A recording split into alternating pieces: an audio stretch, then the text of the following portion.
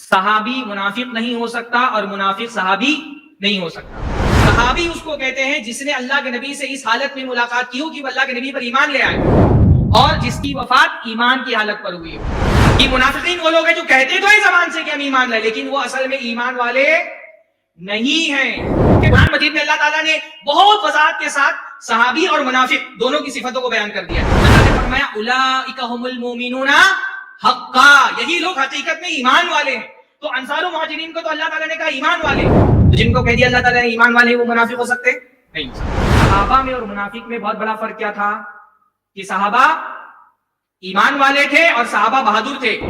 حضرت ابوبکر عمر وہ لوگ ہیں جن کے ایمان کی گواہی انہوں نے تو دی، خود اللہ کے رسول نے ان کی ایمان کی گواہی دی. صرف 4 منافقین اللہ کے نبی کی وفات کے بعد بچے تھے. ہمارے یہاں صحابہ کرام سے بغض رکھنے والا، بلکہ بغض رکھنے والے 2 طبقے ہیں جو یہ الزام لگاتے ہیں کہ صحابہ کرام میں بعض لوگ منافق تھے، انہوں نے اپنے دل میں کفر چھپایا ہوا تھا اور وہ صحابہ کرام میں چھپے ہوئے تھے. نہ صحابہ کرام ان کو جانتے تھے نہ امت ان کو جانتی ہے. یہ الزام لگانے والے صحابہ پر 2 طرح کے لوگ ہیں. پہلی طبقہ جو صحابہ کرام میں بعض لوگوں کے منافق ہونے کا الزام لگاتا ہے وہ لوگ ہیں خالص روافض، شیعہ حضرات. وہ یہ کہتے ہیں کہ صحابہ میں بہت سارے صحابہ منافق تھے، بلکہ ان کے حساب سے تو بیشتر صحابہ منافق تھے. 2-3 صحابہ کو چھوڑ کر کے ان کا یہ الزام ہے کہ بیشتر صحابہ منافق تھے اور انہوں نے نفاق اپنے دل میں چھپایا ہوا تھا اور جو ان کا اسلام تھا وہ صرف ان کی ظاہری حالت تھی. اور جب وہ اس طرح کی بات کرتے ہیں تو بنیادی طور پہ ان کا ٹارگیٹ ہوتا ہے حضرت ابوبکر، حضرت عمر اور حضرت عثمان. ان کا بنیادی مقصد ہوتا ہے کہ تمام صحابہ کرام کے ایمان کو مشکوک قرار دیا جائے. ہر صحابی کو اس زاویے سے دیکھا جائے کہ ممکنہ طور پہ یہ بھی منافق ہو سکتے ہیں.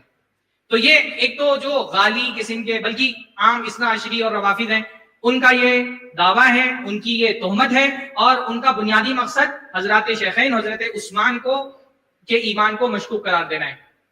دوسرا طبقہ جو یہ بات کہتا ہے بار بار کہ صحابہ میں بعض منافق تھے وہ نیم روافض کا طبقہ ہے. نیم روافض سمجھتے ہیں آپ لوگ نا؟ ہاں، روافض سمجھتے ہیں کہ نہیں سمجھتے؟ روافض کس کو بولتے ہیں؟ ہاں بولیے. شیعوں کو، ہے نا. تو ایک تو ہے کٹر قسم کے شیعہ اور ایک طبقہ ہمارے معاشرے کے اندر ہے جو شیعہ نہیں ہے، جو عام طور پہ صحابہ کرام کا ذکر کر کے رضی اللہ تعالی عنہ بھی بولتا ہے، لیکن یہ اہل سنت میں پائے جانے والے شیعوں کے سہولت کار ہیں. یہ ہمارے اندر کے روافض ہیں. اس امت کو باہر کے روافض سے اتنا خطرہ نہیں جتنا اندر کے روافض سے خطرہ ہے. یہ خبیث ہے نا مرزا علی انجینئر، یہ کیا کہتا ہے شیعوں کو خطاب کرتے ہوئے کہ تم لعنت کر کے اتنا بدنام نہیں کر پائے صحابہ کرام کو جتنا میں رضی اللہ تعالیٰ عنہ کر کے بدنام کر لے گیا. میں نے رضی اللہ تعالیٰ عنہ کہہ کر کے جو کام کر دیا وہ تم لعنت کر کے نہیں کر پائے.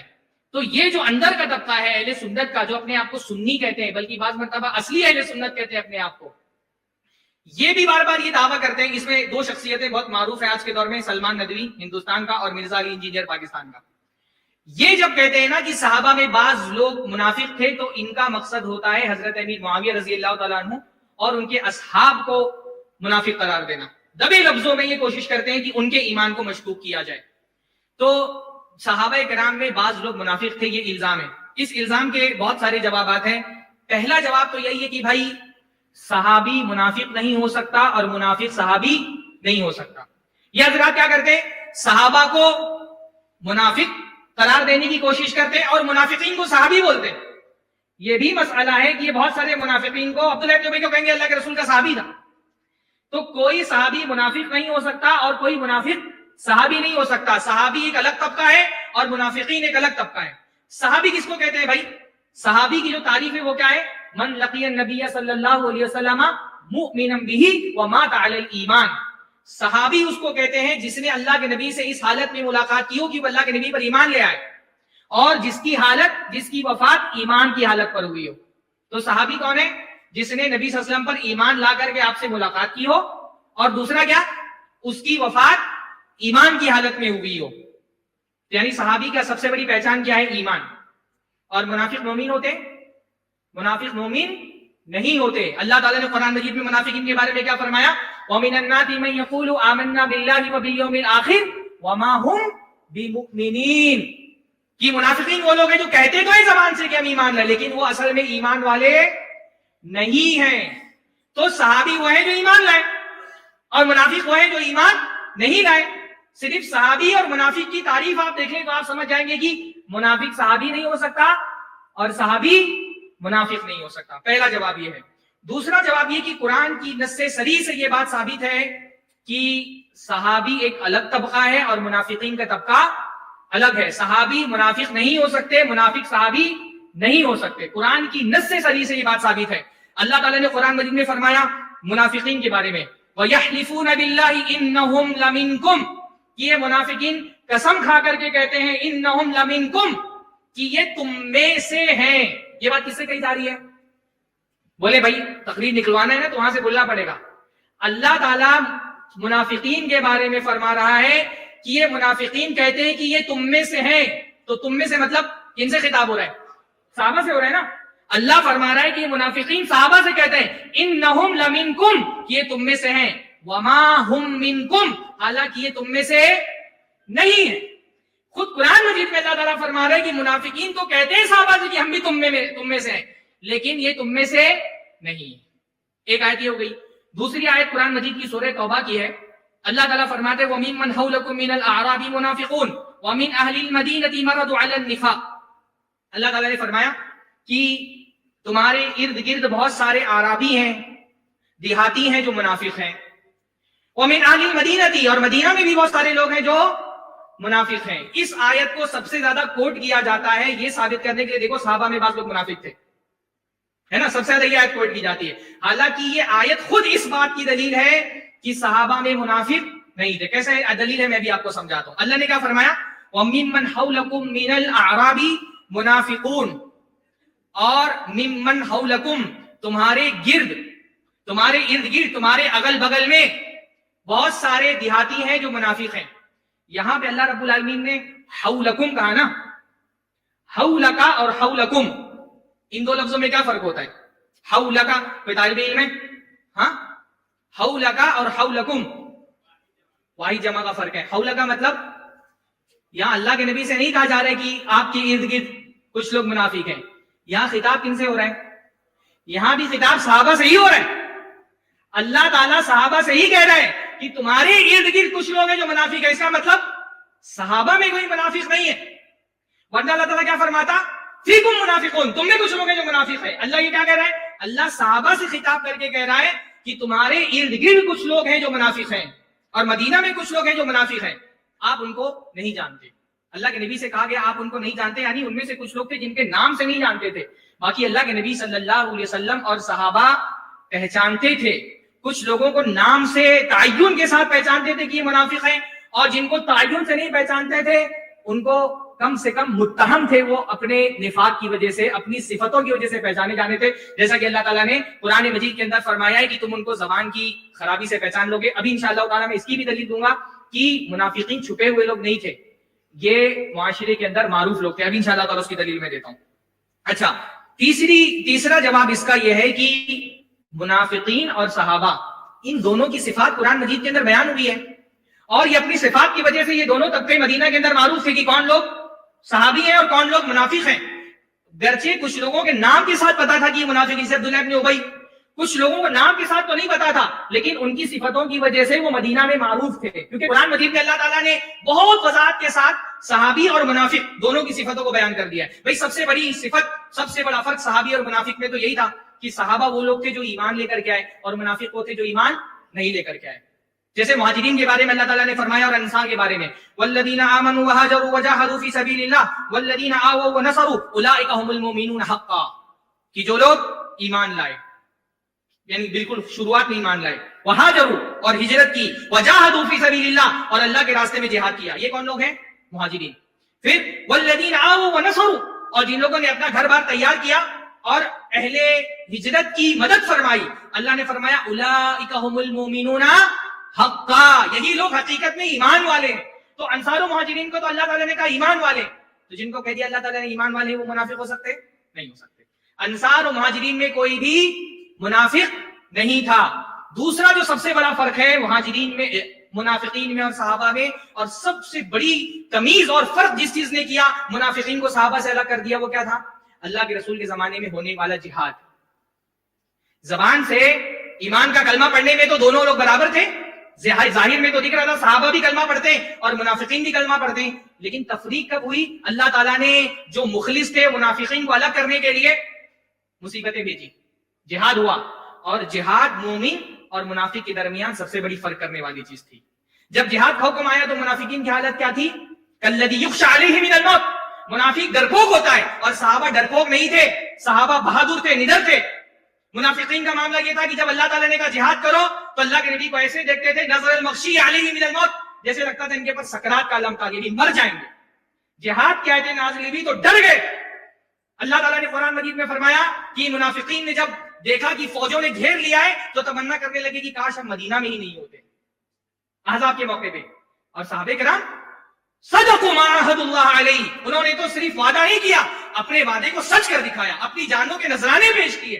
اللہ کے نبی صلی اللہ علیہ وسلم جب جہاد کا موقع ہوتا منافقین اور مخلصین الگ ہو جاتے. منافقین آ کر کے عذر پیش کرتے، اجازت مانگتے کہ اللہ کے نبی صلی اللہ علیہ وسلم ہم کو اجازت دے دیجیے، ہم نہیں جا سکتے.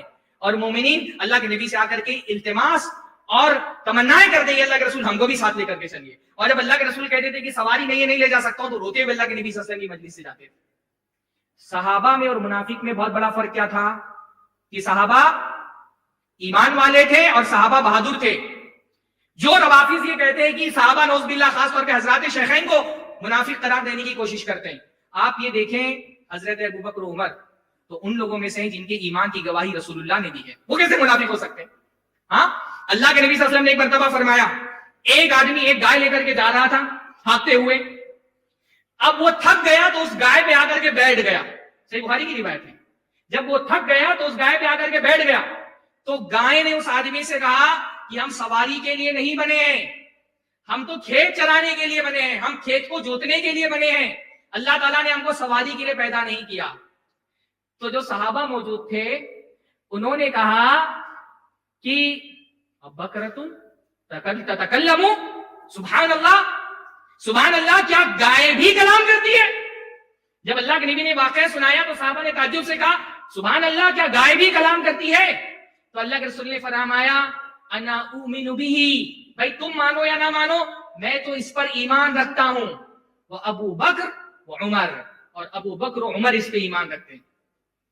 آپ مقام سمجھیں حضرت ابو بکر و عمر کا. بھائی ہم میں سے ہر کوئی اپنے ایمان کی گواہی دیتا ہے نا.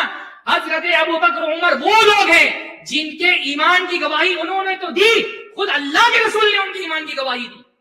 یہ منافق ہو سکتے ہیں؟ ہاں، منافقین کی تو اللہ تعالیٰ نے سبحان اللہ اتنا جلدی ٹائم ختم ہو گیا.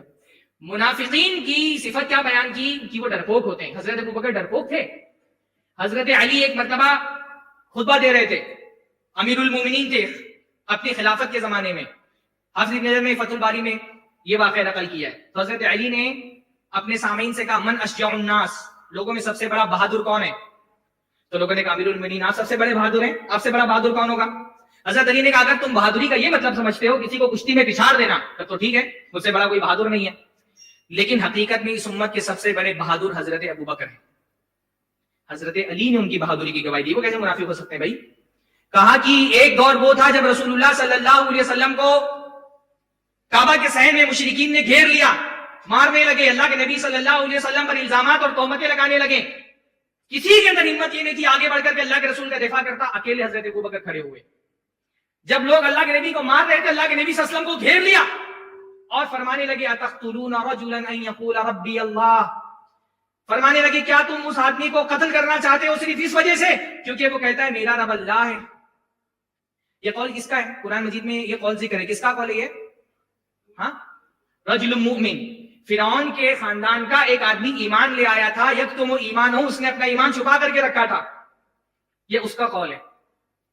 پھر ایک اور واقعہ سے علی حضرت رونے لگے اور ایک واقعہ اور بیان فرمایا حضرت علی نے کہ جب بدر کا موقع تھا اللہ کے نبی صلی اللہ علیہ وسلم کے لیے ٹینٹ لگایا گیا تو یہ کہا گیا اللہ کے نبی کے ٹینٹ کی حفاظت کون کرے گا؟ بھائی ظاہر سی بات ہے جنگ میں سب سے بڑا ٹارگیٹ اللہ کے رسول تھے اور اللہ کے رسول صلی اللہ علیہ وسلم کے ٹینٹ کی حفاظت کرنا مطلب اپنی جان بالکل دشمنوں کے ٹارگیٹ پہ رکھنا. حضرت علی فرماتے ہیں کوئی تیار نہیں ہوا سوائے حضرت ابو بکر کے. سب سے پہلے حضرت ابو بکر نے اپنی تلوار نکالی, کہا میں اللہ کے نبی کی حفاظت کروں گا. حضرت ابو بکر بزدل تھے. اس کے بعد حضرت علی رونے لگے حتیٰ کہ ان کی داڑھی بھیگ گئی, اور حضرت علی نے فرمایا کہ یہ بتاؤ فرعون کے خاندان کا جو آدمی ایمان لایا تھا اس کا ایمان زیادہ بڑا ہے یا حضرت ابو بکر کا ایمان زیادہ بڑا ہے؟ پھر اس کے بعد فرمایا کہ ابو بکر کے ایمان کی ایک ساتھ فرعون کے خاندان کی ایمان لانے والے آدمی کی پوری زندگی سے بہتر ہے, کیونکہ اس نے اپنا ایمان چھپا کر کے رکھا تھا اور حضرت ابو بکر نے اپنے ایمان کا اظہار کیا تھا, اعلان کیا تھا. تو یہ سارے فرق ہیں. عبادات میں آپ دیکھیں صحابہ کی عبادت اور منافقین کی عبادت اللہ تعالیٰ نے اس کا فرق کیا. صحابہ کثرت سے رکوع سجدہ کرنے والے, منافقین کے بارے میں کہا کہ نماز پڑھنے کے لیے کھڑے ہوتے ہیں, سستی سے کھڑے ہوتے ہیں. صحابہ اللہ تعالیٰ کے لیے عبادت کرنے والے, اللہ تعالیٰ نے فرمایا تراہم رکعا سجدا یبتغون فضلا من اللہ ورضوانا, اللہ تعالیٰ کے فضل اور اس کی رضا کی تلاش کے لیے عبادتیں کرتے ہیں. منافقین کی عبادتوں کے بارے میں کیا فرمایا؟ یراؤن الناس, لوگوں کو دکھانے کے لیے یہ عبادت کرتے ہیں. اسی طرح سے اللہ کے راستے میں صدقہ و خیرات کرنا, ایمان والے صدقہ و خیرات کرنے والے تھے, منافقین بخیل تھے. اسی طرح سے ایک بڑا اہم فرق صحابہ میں اور منافقین میں یہ تھا کہ اللہ تعالیٰ نے قرآن مجید میں بتایا کہ صحابہ کے لیے عزت ہے. جب منافقین نے یہ کہا کہ ہم مدینہ پہنچیں گے تو ہم میں سے جو عزیز ہیں وہ ذلیل کو نکال دیں گے, تو اللہ تعالیٰ نے کیا فرمایا؟ وَلِلَّهِ الْعِزَّةُ وَلِرَسُولِهِ وَلِلْمُؤْمِنِينَ, اللہ کے لیے عزت ہے, رسول اللہ کے لیے عزت ہے اور ایمان والوں کے لیے عزت ہے. اس کا مطلب صحابی میں منافقین کو کبھی بھی عزت نہیں مل سکتی. تو آپ بتائیں حضرت ابوبکر کو جو عزت ملی, یہ عزت خود اس بات کی دلیل ہے کہ وہ منافق نہیں تھے. حضرت عمر کو, حضرت عثمان کو, حضرت علی کو, عشر مبشرہ کو, بدری صحابہ کو, عہد کے صحابہ کو, بیعت رضوان میں شریک ہونے والوں کو جو عزت ملی وہ عزت, اسی طرح سے امت کے خلفاء کو, حضرت امیر معاویہ کو جو عزت ملی, یہ عزت خود اس بات کی دلیل ہے کہ وہ منافق نہیں تھے, کیونکہ اللہ تعالیٰ نے فرمایا منافقین کے لیے عزت نہیں ہے, ملعونین اینما ثقفوا, وہ جہاں بھی رہیں گے لعنت زدہ زندگی گزاریں گے. اچھا, حضرت امیر معاویہ کے بارے میں یہ بات کہی جاتی ہے. اللہ کے نبی صلی اللہ علیہ وسلم نے حضرت علی کے بارے میں جو بات فرمائی کہ حضرت علی نے فرمایا اللہ کے نبی نے مجھ سے عہد لیا تھا کہ علی تم سے کوئی محبت نہیں رکھے گا مگر ایمان والا, اور تم سے بغض نہیں کرے گا سوائے منافق کے. اس حدیث کو پیش کر کے بعض لوگ حضرت امیر معاویہ پر تان کرنے کی کوشش کرتے ہیں کہ دیکھو حضرت امیر معاویہ بھی منافق تھے, کیونکہ نعوذ باللہ وہ حضرت علی سے بغض رکھتے تھے, ان سے جنگیں ہوئی اللہ کے نبی صلی اللہ علیہ وسلم کی. اس حدیث کو بنیاد بنا کر کے بہت سارے لوگ حضرت امیر معاویہ پر تان کی کوشش کرتے ہیں. سب سے پہلی بات تو یہ ہے کہ حضرت امیر معاویہ حضرت علی سے بغض نہیں رکھتے تھے. جنگیں ہونا اس بات کی علامت نہیں کہ ان کے آپس میں ایک دوسرے سے نفرتیں تھیں. بھائی جنگیں سیاسی اختلافات کی وجہ سے ہوئی, وہ اجتہادی معاملات تھے, اور اجتہادی معاملات میں اختلافات تو بہت قریبی لوگوں میں ہو جاتے ہیں, لیکن حضرت امیر معاویہ حضرت علی سے بغض نہیں رکھتے تھے. جب حضرت امیر معاویہ رضی اللہ تعالیٰ عنہ کو حضرت علی کی وفات کی خبر ملی تو رونے لگے. جو بغض رکھے گا وہ کسی کی وفات پر روئے گا؟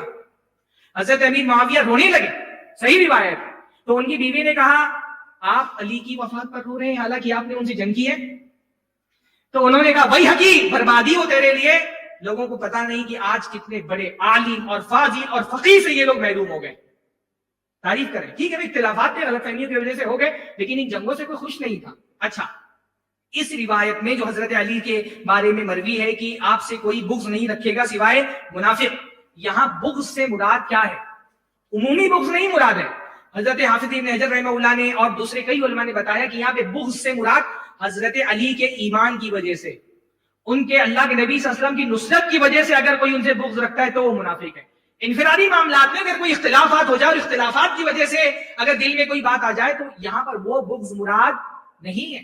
ورنہ تو حضرت عباس آپ دیکھیں, حضرت عباس نے حضرت علی سے جھگڑا ہو گیا. حضرت عباس کا جو فدق میں باغ تھا اس کی ولایت کو لے کر کے, اور حضرت عمر کے پاس پہنچے حضرت عباس, اور جس طرح کے کلمات حضرت علی کے بارے میں کہیں وہ میں مناسب نہیں سمجھتا ہوں کہ یہاں پر بیان کروں.